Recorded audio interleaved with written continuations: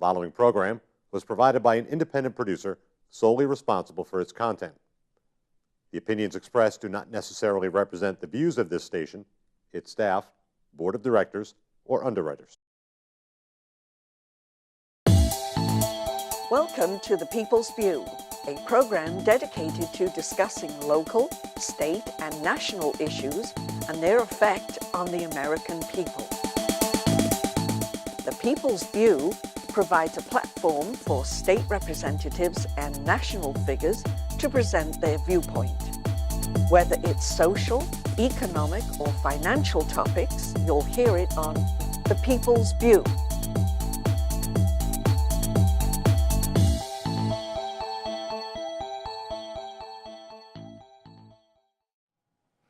Hello, this is Carl Seidel, The People's View.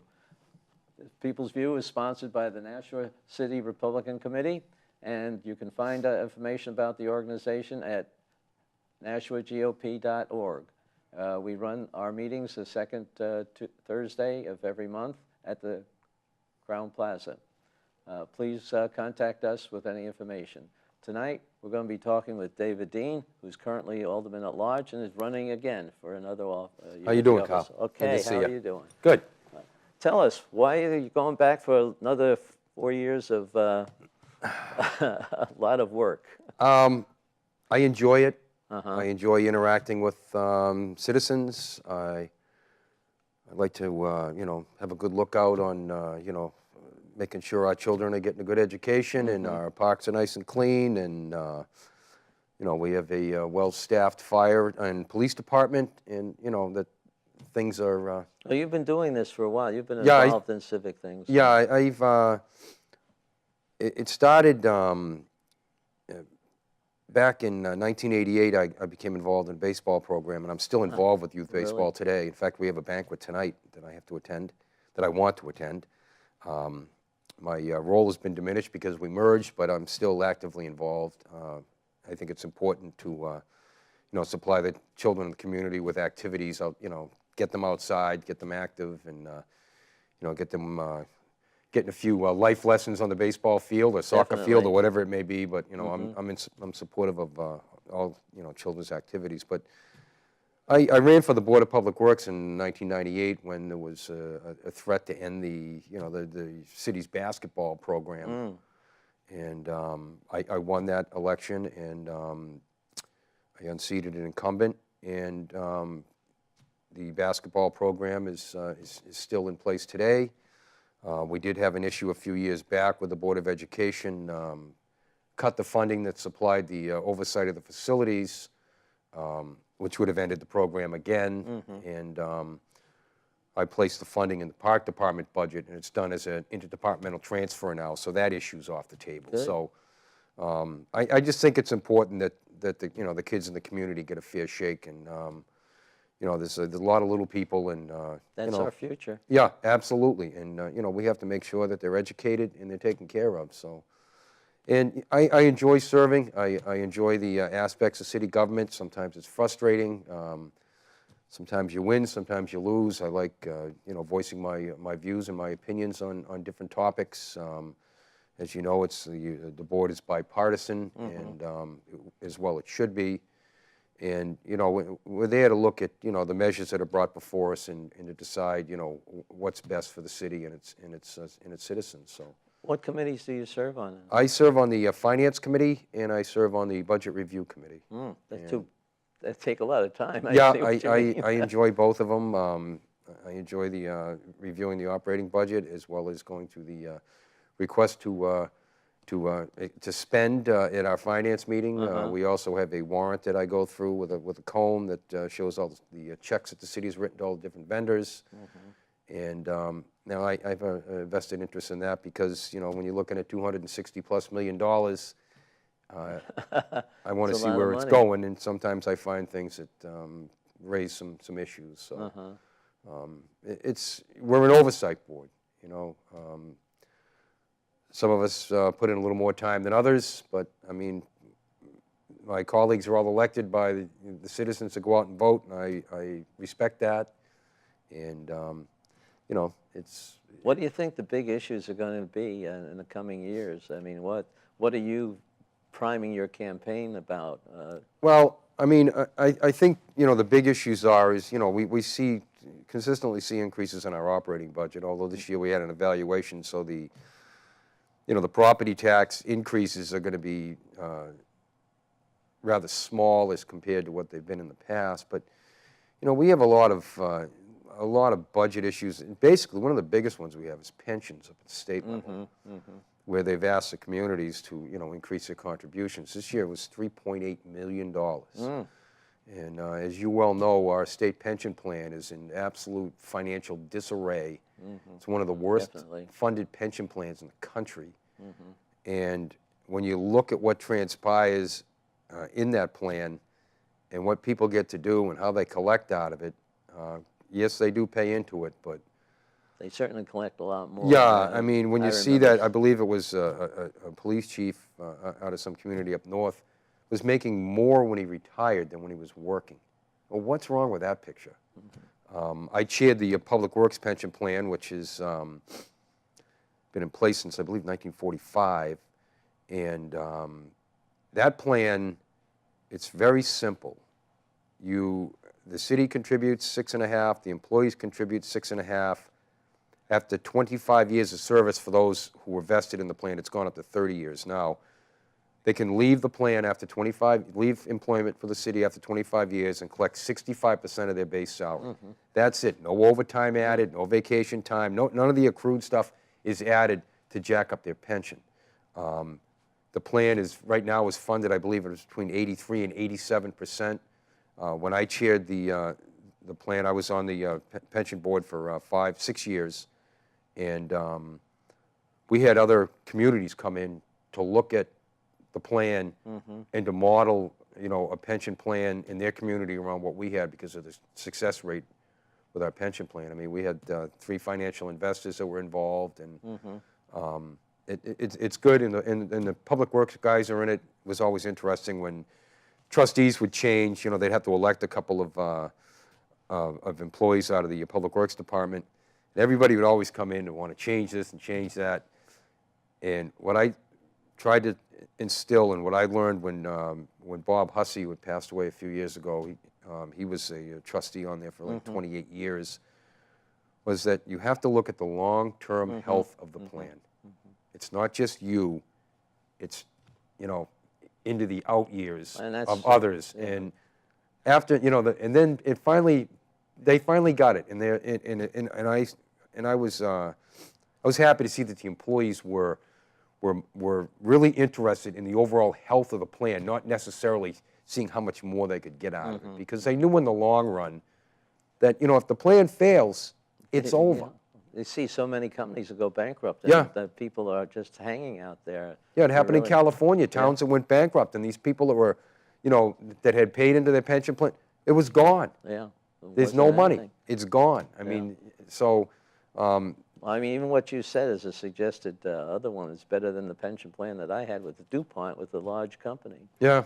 And, you know, we never got anything like adding vacation days or other things like that. No, you know, you look at, a lot of that was negotiated, and then there's the argument that, you know, the municipalities never paid in enough to begin with. And, you know, contrary to all of that, even if you went back in time and looked at that issue, the investment strategies at the state level and, you know, the actuarials that they were doing were, you know, there was big issues with that, and it kind of got away from folks. And well, I hope the legislature pays some attention to it in the second session. They have to do something. They can't keep milking the municipalities for cash. While I was up there, we only made a couple of small changes which weren't... well, difficult. That's a very difficult... Well, you're going to have to start over again with everybody who's hired, I think. Now, you know, they start with a different plan. Yeah, we looked at what we did with the Public Works plan is, you know, we looked at the amount of people that were in it, people collecting in it, out of it, what the percentage of funding was. I mean, at one point in time when I was chairing the board, we were funded at 105%. So it was like 104 to 105%.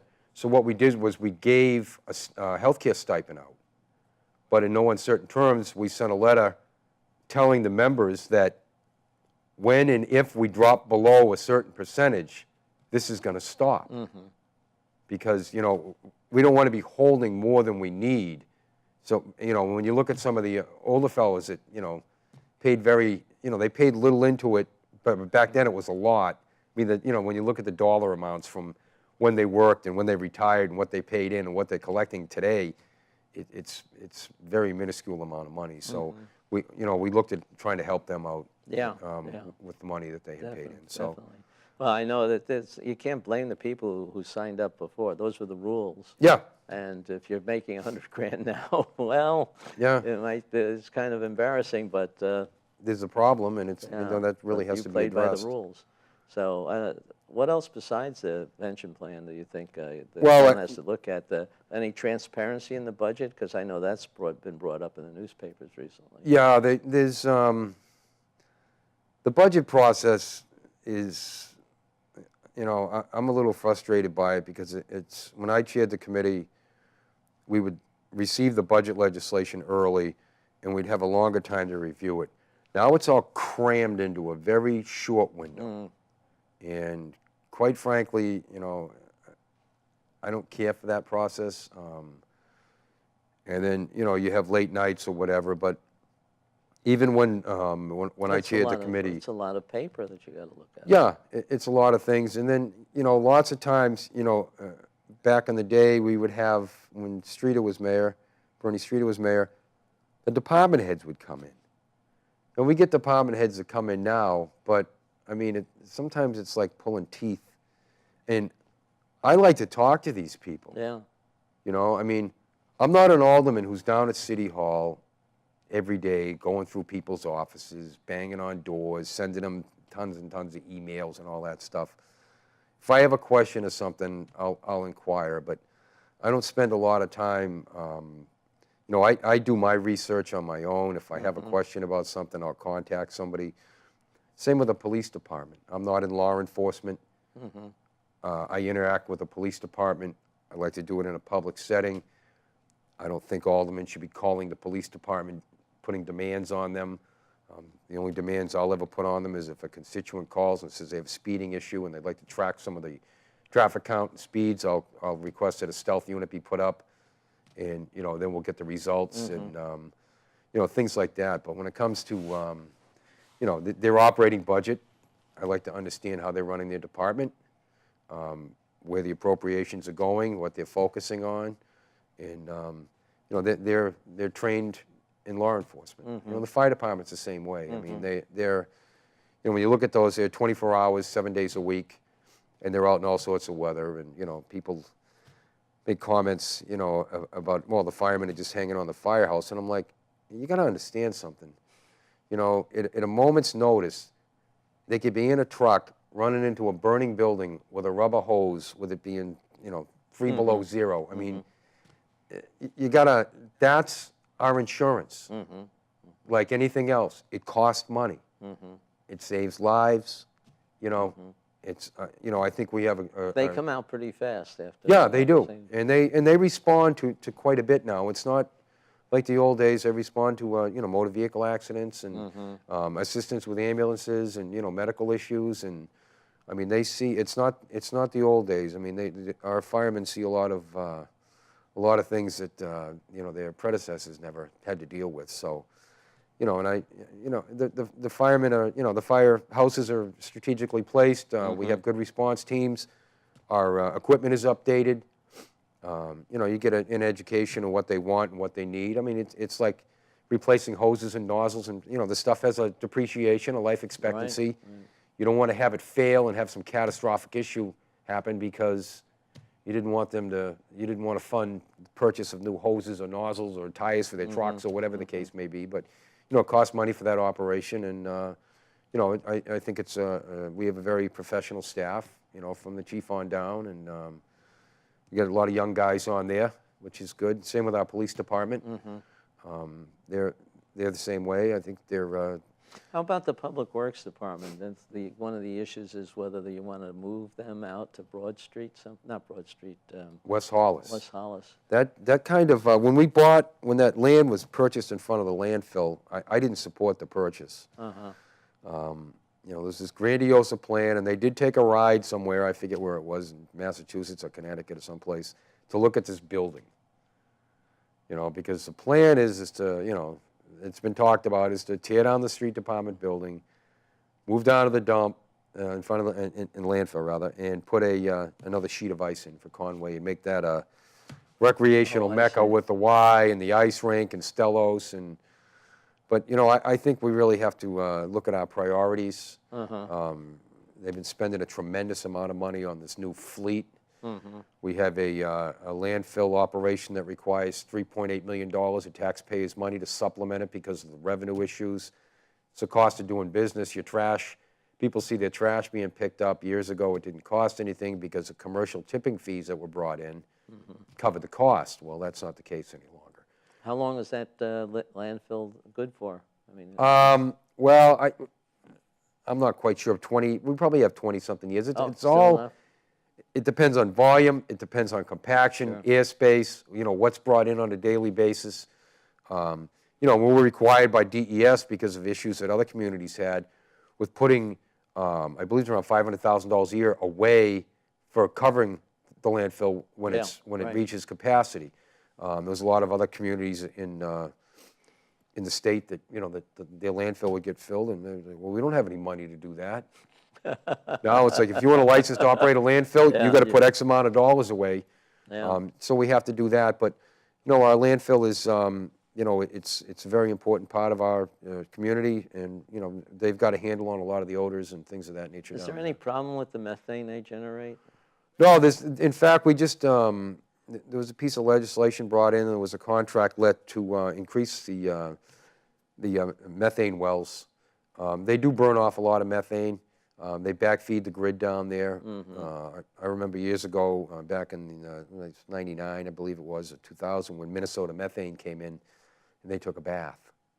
They took a bath when they went in there. Oh yeah, they didn't, you know, and. What'd they want to do? Well, they put the building up. They ran the wells, but they got nothing. They didn't get. You know, now as we go, we lay lines. You know, there's wells poked, there's lines laid that transfer the methane back to the plant, and I believe the plant's going to need some upgrading too, because if you see the flare down there that burns off, it's like our treatment plant with our digester egg that holds our sludge. Years ago, we used to bring all the sludge to the landfill. Now we take it and it's composted. It's sent up north. There's a cost with that operation, but that digester egg is probably one of the best things that the city spent money on in quite some time. I mean, it's a phenomenal piece of equipment. You go down into Boston, down to Deer Island, you'll see they have 10 or 12 of them down there. Now, I know they had a problem in Lowell, Massachusetts, 20 years ago or something like that, where they didn't tap the methane. It built up. Until they found out it was going into adjacent buildings. That's, you know, and the problem with a lot of it is when it migrates, the soil removes any of the odor from it. So you're not aware of it. It's very, very flammable, very volatile, unstable gas. Well, we're reaching the end of our time. Is there anything you want to say to the people about why you should be one of the 4 Alderman-at-Large? Yeah, I feel as though that, you know, I have an interest in running. I have an interest in serving the citizens. I'm not afraid to ask questions. I don't go along to get along. I mean, nothing's personal. It's our money. I think everyone should know how it's being spent, and it should be discussed in an open public setting. And that's, you know, one of my philosophies, or my philosophy of serving. And if anybody wants to get a hold of me, I don't know if they ran the little thing on the bottom. Yeah, have that on the bio. Just why don't you say it? You can contact me at my house at 882-9617, or my email address is ddeane, D-E-A-N-E, 05@AOL.com.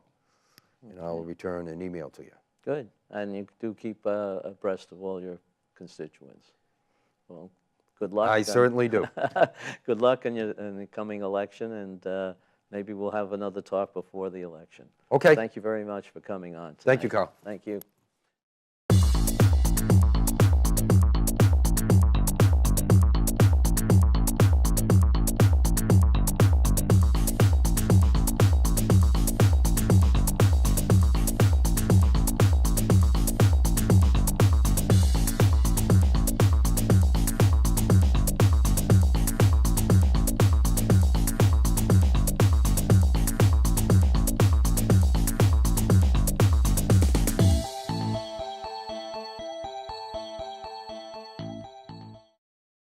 The preceding program was provided by an independent producer solely responsible for its content.